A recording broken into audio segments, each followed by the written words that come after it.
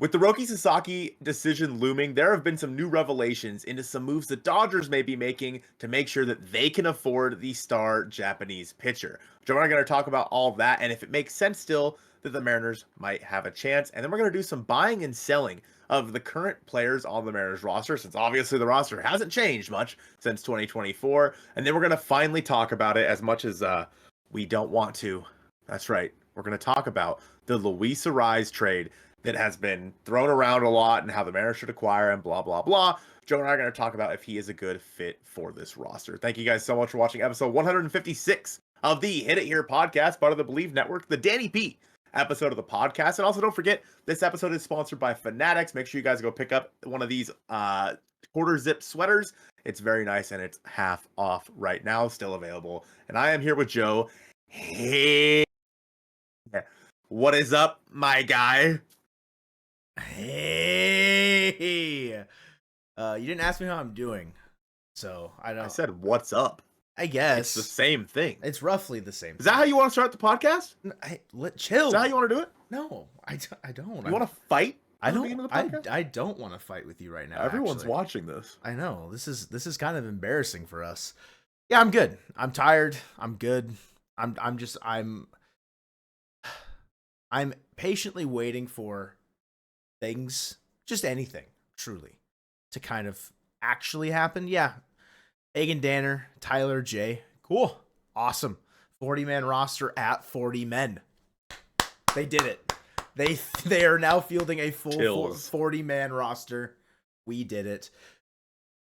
I would have preferred maybe that 40th man to be Roki Sasaki, but with the Dodgers pulling back some of their international signing, like player signings of this class, it's not looking likely that the Mariners have a fighting chance anymore. And I'm not gonna say that this confirms that the Dodgers are like gonna sign him. I mean, I might be, but it definitely seems like they're positioning themselves to have the best chance to do so. And albeit it's a pretty muddy situation with how the international signings go, it's a very like not perfect system by any means. And a lot of these, I mean, not a lot, but like the two players specifically that they withdrew their like interest of signing for were Daryl Morrell. I don't know if I want to say Darrell or Daryl, doesn't matter. And then Orlando Patino. Colton, you already said that Morrell, you told me that he'd already signed with the Pirates for what, like 1.8 million or something. But they removed their ties to them, those two players specifically, which freed up 1.5 million of international signing money. So it's like, those players, not like they're kind of getting screwed because the Dodgers are now having to use their international signing bonus money for Roki Sasaki. If the Mariners were to be, say, trying to position themselves similarly, like, would they remove their ties with Yorger Bautista? Like, that'd probably be something we'd know by now, if that makes sense. Or, as you kind of outlined the last time we talked about Roki, if like they're keeping everything very close to their chest, that, you know, that's not something they're doing to honor his wishes, or however the process works for the Mariners on their end, and if they're doing their due diligence, which at this point seems largely unlikely. But you did kind of give me a glimmer of hope, which I'll let you share here in a second. But the Dodgers and Roki, I mean, they're a match that felt like was made when he was pitching in the WBC like 2 years ago. Yeah, it really does. It really does just feel inevitable. I mean, joining because Shohei is supposed to pitch again this year. Obviously, Yoshinobu Yamamoto as well. I mean, the pitching staff for the Dodgers, man, if they add Roki as well as those two guys at the top of it, like, and assuming they re-sign Clayton Kershaw, like, yeah, that's a crazy rotation. Mm-hmm. Probably, it's the best one. Yeah, it dethrones the Mariners. Like on pure talent alone, it's just like arm talent in general. Yes, yeah. Sure, you could argue that like injuries and durability might be a factor that then you'd swing the pendulum in the Mariners' favor, but it's hard to deny how much arm talent that the Dodgers have getting Roki. Yeah, I think that you alluded to it a little bit. We mentioned Shohei Ohtani in there, and if you guys remember back in 2017, the Mariners were obviously making a big push for Shohei Ohtani. And they ended up trading D. Gordon for some international pool money to hopefully sign Shohei Ohtani. And obviously we know, I think that at the time that put them at like the top of like the international pool money, they had the most. The Mariners basically already have the most as it is, but they obviously didn't end up with Shohei Ohtani. And maybe like one way to look at it is, hey, the Dodgers are making these moves, to get a little bit extra money to go hopefully spend on Roki Sasaki for them.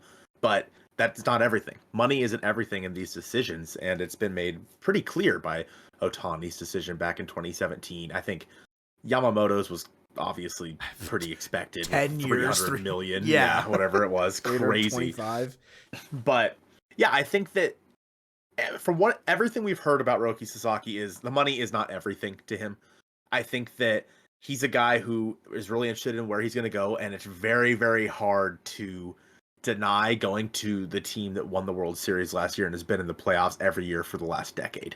Mm-hmm. Like, if you want to go somewhere to win, you go to the Dodgers. And if the Dodgers want you, perfect. Match made in heaven.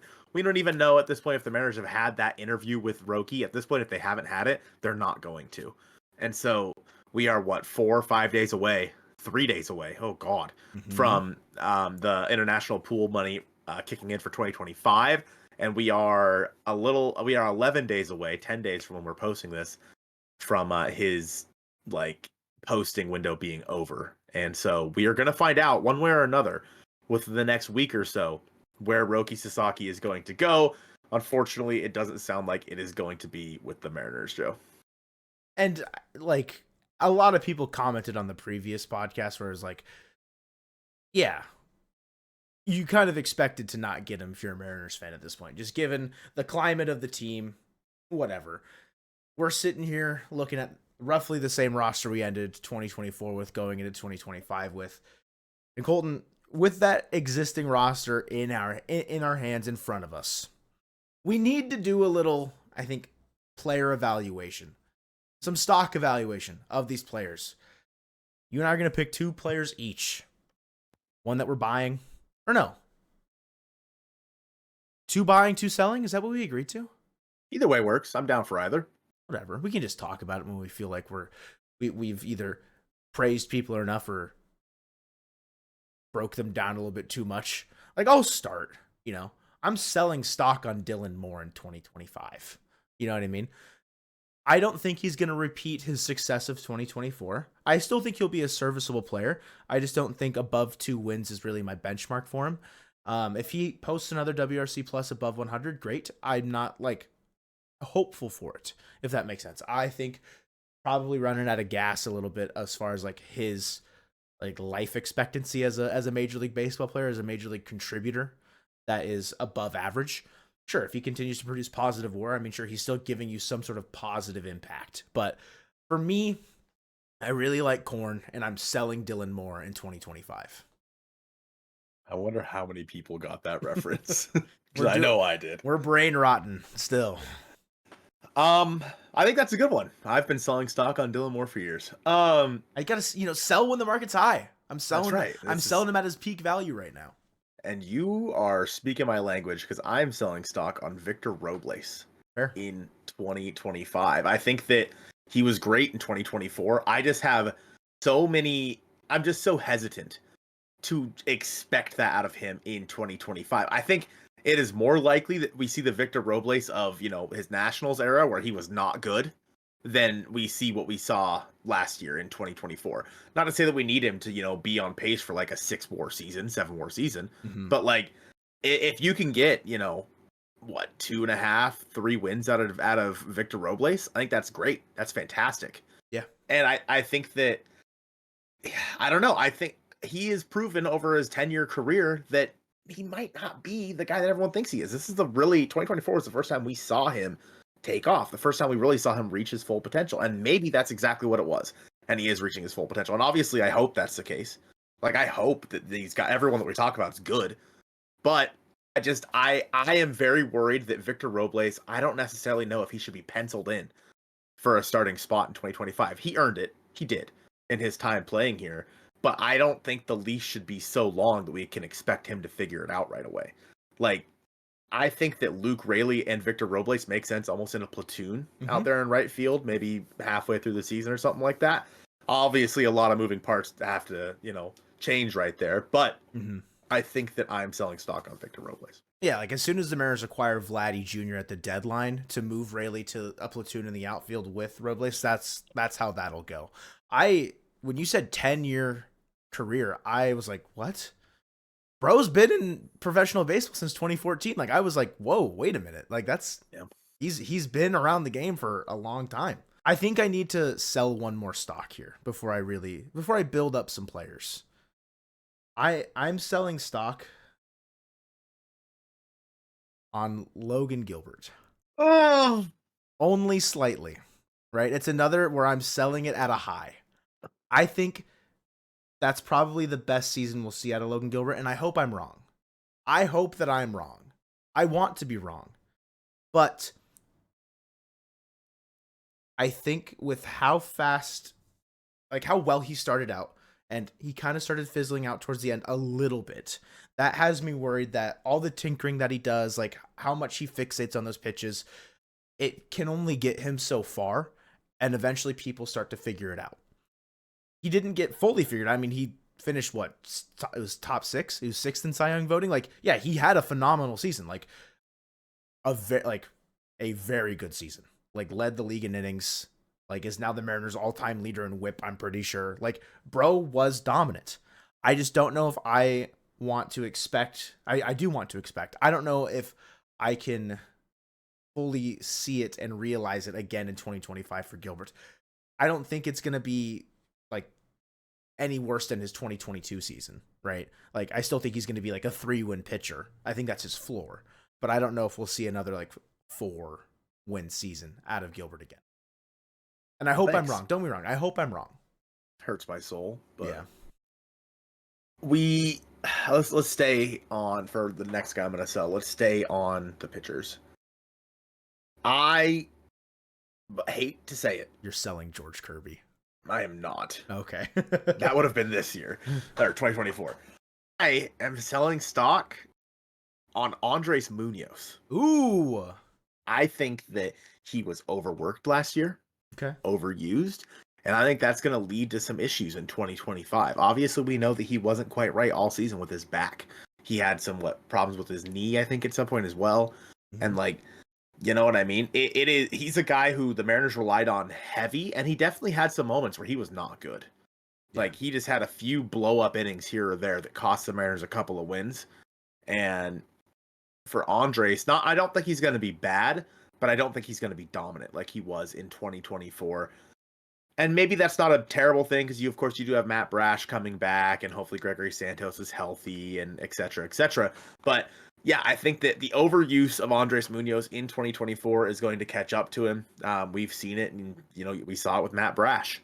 When he was overused in 2023, he missed all of 2024. Munoz is a guy who's already had one Tommy John surgery. I don't want to say that I think he'll have another, but I would not be shocked to see some sort of arm fatigue with Andres in 2025. I think like getting some of like your bigger guys healthy again, like a Brash and a Santos for that, like could alleviate some of that stress and that workload. Like he pitched 59 in a third innings. It's not like a crazy amount, but every single one of those was a high leverage moment like is a completely different stressor than say Trent Thornton's 72 in a third. You know what I mean? Like, sure, that's a lot. I mean, 13 more innings, but how many more of those were him kind of just out there chilling on the mound with the boys as opposed to Andres is out there sweating? I'm buying stock in a reliever to hopefully alleviate some of Munoz's stress. And I think Troy Taylor really comes into his own as a bona fide back end part of that bullpen to really light up the end of games. Young flamethrower, like a guy that saw the end of the season, was like a pretty consistent force at the back end of the pen. There were some hiccups, but I think his stuff plays up just as much as Brash's does. And I think he could, if say like Santos still doesn't, like he doesn't ever return to like how he was with the White Sox, if Snyder steps back a bit or they trade him, I think Taylor's that next guy in line that even if say like Munoz goes down, I won't feel completely terrible about the fact of like what we've got back there, mainly because I think Troy Taylor is going to come out and be an absolute dog next year. That's a good one. That's a good show. I think that Taylor's a guy who flies under the radar a lot in that Mariners bullpen. Obviously, was a rookie, so it's like, but we saw what he could do in spurts last year, and I think that could play really big in 2025. I am buying stock. This guy, it was the worst year of his career, Don't you 2024.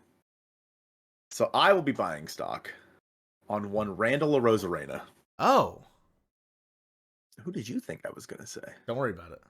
Yeah, whatever. Randy Arozarena, worst year of his career in 2024. He was fine-ish with the Mariners, definitely struggled a little bit. But I think he comes back and gets a full year in the Mariners lineup to play with guys like Julio and hit either in front or behind of Cal Raleigh. And in my opinion, the lineup that is going to be around him, like, I don't want to, it's not better than the Rays necessarily, just based on pure statistics in 2024. But there's a lot more, I would say, star power in the lineup that he's going to be a part of, where he doesn't have to be the guy. With that being said, Randy might want to be the guy. Like, he kind of likes the spotlight. Yeah. But, like, I think that hopefully he's more comfortable this year in 2025. Obviously, he had a rough start in Tampa in 24 as well. But I think that as long as he can get it going this year, the Mariners have a really, really good guy out there in left field. And I think that pairing him with Julio in center, he's going to have one hell of a year for the Mariners. Yeah, his strikeout rate climbed a little bit coming over to Seattle, but in half the games, he put up the same amount of WAR, essentially. So it was worth one win in Tampa, over 100 games, 0.9 with Seattle in 54 games. Like, yeah, he definitely turned his season around. I mean, he was also just like a late starter, kind of how you were mentioning. Like, he got off to a pretty slow start in 2024. So hopefully that is something that he can avoid again going into next year. I thought you were going to go with the guy who legitimately had the worst year of his career, was worth negative wins going into an odd year. I'm not buying stock in Mitch Garver, but I thought that's what you were doing. I really thought that's where you were going. No. Man, oh man, that would have been hilarious. I'm buying stock in Mitch Garver and Mitch Haniger. Double Mitches, literally worth penny stocks right now. I'm buying 1,000 shares, selling at the moment I make $1 on each. Listen, I think I'm going to double down. George Kirby is he's gonna finish top 3 in the Cy Young in 2025. He has to. He has to for my narrative. For my agenda. George Kirby figures out the strikeout pitch. He figures out how to strand runners and not get inside his own head on the mound. He figures out how to limit damage in the best way possible. He gets back to being the most dominant pitcher in the zone. And he puts up a 6-win season as a Mariners starter and finishes top 3 in the Cy Young. I'm buying stock in George Kirby after he was the Mariners Fangraphs WAR leader by pitching, edging out Logan Gilbert by 0.1. He was the best pitcher by F4 in 2024. I'm still buying stock in George Kirby. I am such a devout believer in what he is able to do on the mound when he's on. I mean, I hope you're right, because we desperately missed like peak George in 2024. He had some really rough goes where he was legitimately the worst pitcher on the team, it felt like, for like weeks at a time. And that sucks. I like George Kirby. I think that he's a guy who has a big role in the future of this team. I don't necessarily know how long that future is with this team. Like, there is legitimate concern to me that the Mariners could trade George Kirby next offseason. Yeah. And like, it feels like that could certainly happen. I'm going to cheat a little bit. I am buying stock in Brandon Garcia. Ooh. I think that as what we've heard is that he's going to be turned into a left-handed reliever for the Mariners in 2025 out of that bullpen. Obviously, we know how bad Spire and how bad Taylor Saucedo struggled in 2024. Garcia obviously has mainly been a starter down in Double-A Arkansas for the Mariners, but it sounds like he's going to be a reliever, and he's a guy who has some good stuff and could fit in really well in that bullpen, and people are saying that he has a chance in shorter stints where, he's not going 5 or 6 innings, but he's going, 1, maybe 2 at the most. His stuff has a chance to really tick up and be electric. I am all in on Brandon Garcia, the reliever, in 2025. And frankly, there are plenty of spots for him to fill out there in that bullpen. So I'm all in on the idea of making him a reliever for the Mariners. I just hope that it doesn't take the Logan Evans route of where things just don't really work out and they decide to switch him back, because that just stunts his development a little bit. But his best chance at making the big leagues, unless there's injuries, of course, in 2025 is as a reliever. So I'm all in on that. Could you imagine we just get like the next like Josh Hader out of Brandon Garcia? Could you imagine? That would be a very positive turn of events. I'm sensing a trend though that we were buying a lot of stock in the pitching aspect of this team. A little bit light on the offensive side here, Colty. I picked Randy. You did, but that's the only player out of. Hey, that's on you. That is on me. Hey, that's on me. I tried to mention Mitch Garver. I couldn't convince myself. I did a hitter and a pitcher for both, so I'm just saying. Congrats. That's on you. What, do you want a cookie? Yes, look at me. I'm fat. You need it. Love cookies. What I'm saying is, Colton, maybe the Mariners need some offensive reinforcements, right? Maybe someone to buy stock in for 2025. And there's been a lot of discourse around one particular player recently, a batting champion, a multi-time batting champion, singles merchant, does not strike out, does not walk, only hits singles, Mr. Man, Mr. Luis Arraez. Pretty expensive for 1 year. I mean, he's making 14 is what they settled with in arbitration for Luis Arraez and the Padres. It would be a trade, obviously. That's your entire offseason budget. Like, that's the entire payroll that you've been allotted is $14 million, unless you get the Padres to pay some of it down. I don't hate the idea of acquiring Luis Arraez. Like, I get it. Like, he is a perennial 300 batter. He doesn't get on base outside of that, though. So, like, he's only going to hit singles. That's all he's going to do. He's going to hit singles. He doesn't slug very much. He does, like I said, he doesn't walk out. He doesn't walk, he doesn't strike out. Like, it's all he does is hit singles, which can be beneficial. He's kind of positionless because he's very bad defensively. So you'd have to play him at DH. I'm okay if the Mariners do it. The thing that is the hang up for me is the money. So if they somehow get the Padres to pay some of it down, they take half of it, and you pay Luis Arraez $7 million, that'd be great. Because the offense does need a player that can just hit the ball, that can hit singles consistently. Because, I mean, it's not perfect. Don't get me wrong. I'm not in love with the idea. Like, the whole argument that, like, Dylan Moore's a more valuable player than Luis Arraez, like, yes. Then I know you'll probably bring up Ichiro. Like, there's a lot of avenues that this Luis Arraez discourse can take. And I know the main gripes for people are that he doesn't play defense, and all he does is hit singles. And he's expensive. So it's like, those things considered, I'm okay if the Mariners do it. They just have to get creative with whatever else they do. I think when you look at his baseball savant page, right? He's the 100th percentile in launch angle sweet spot, 100th percentile in squared up percentage. His whiff and K percentage, of course, are in the 100th percentile. But then his bat speed, first percentile. His barrel percentage, first percentile. His hard hit percentage, first percentile. Those are, like you said, he's a singles merchant. Those are some of the worst numbers possible in that regard. Outs above average, first percentile. He was worth -13 in 2024. That is horrendous. You can't, you put him at first base, but he's not good. Even at first base, he sucks. It's kind of hard to be that bad at first base, but he finds a way. Like, I don't know. I think that Luis Arraez, like you said, it really does depend on the trade package, because I think that people get hung up on seeing that batting average number at or above 300. And that gets him going a little bit, you know. But like you said, his career on base percentage, his on base percentage last year, so he hit 314. His on base percentage was 346. Like, that is nothing. You could have, you know, I don't even know what Julio's was last year, but I'm willing to bet it was pretty close to that. Even though he wasn't hitting 300, he was hitting like 277, whatever. It's OPS plus at 106 in 2024. Yeah, like, I think he's a fine guy, not for the price, and probably not for what the Padres are going to want in return for him. Because if you want the Padres to pay down some of that money, you're going to have to send them something in return.